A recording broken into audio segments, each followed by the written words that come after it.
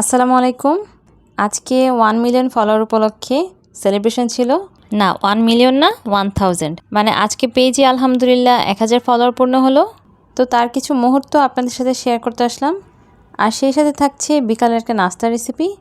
আর নাস্তাটা আমি বানাচ্ছি আটা দিয়ে। আপনারা চাইলে এখানে ময়দাও ব্যবহার করতে পারেন। 1.5 কাপের মতো আটা নিয়ে নিচ্ছি একটা বাটির মধ্যে। দিয়েছি পরিমাণ মতো লবণ, 1 চা চামচের মতো চিনি দিয়ে দিয়েছি, আর 1/2 চা চামচ দিয়ে দিচ্ছি কালো জিরা। কালো জিরাটা আমি হাতের মধ্যে নিয়ে একটু ডলে নিয়েছি। এরপর শুকনো উপকরণগুলো হাত দিয়ে একটু মিক্স করে নিচ্ছি।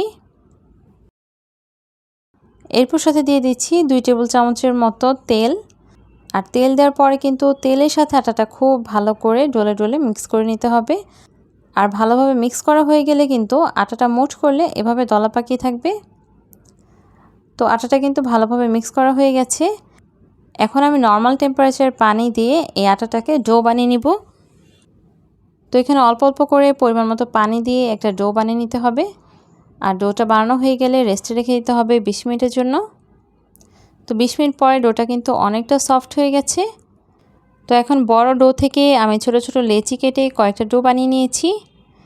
তারপর ছোট ছোট লেচিগুলো আমি রুটির মতো পাতলা করে বেলে নিচ্ছি। এরপরে 4 ভাঁজ করে নিয়েছি। তো এইভাবে আমি 4টা বানিয়ে নিয়েছি। এরপর বড় একটা দিয়ে ভাবলাম অন্য কিছু বানাই। তো মোগলের মতো বানানোর ট্রাই করলাম। তো আমি বড় ডোটাকেই বেশি করে তেল দিয়ে তারপর হাত দিয়ে পুরোটা ছড়িয়ে নিয়েছি। এরপর দিয়ে দিচ্ছি একটা ডিম। যেহেতু আগে থেকে প্রিপারেশন ছিল না, তাই ডিমটা কিন্তু ফ্রিজ থেকেই নেওয়া হয়েছে। তো ডিমটা একটু ছড়িয়ে দিয়ে পেঁয়াজ কুচি করা ছিল, পেঁয়াজ কুচি কিছুটা দিয়েছি স্বাদমতো লবণ।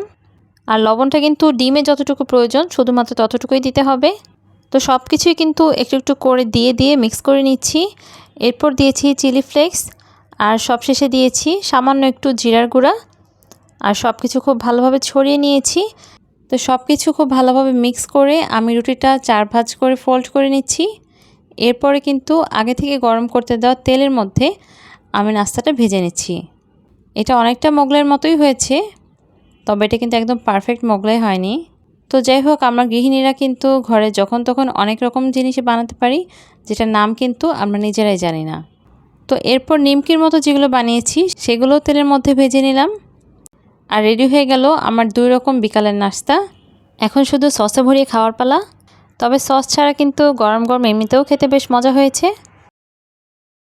তো মোগলাইটা আমি 4 ভাগ করে কেটে নিচ্ছি। এই যে দেখেন, ভিতরটা কিন্তু এরকম লেয়ার লেয়ার হয়েছে। আর খেতেও কিন্তু খুবই মজা ছিল।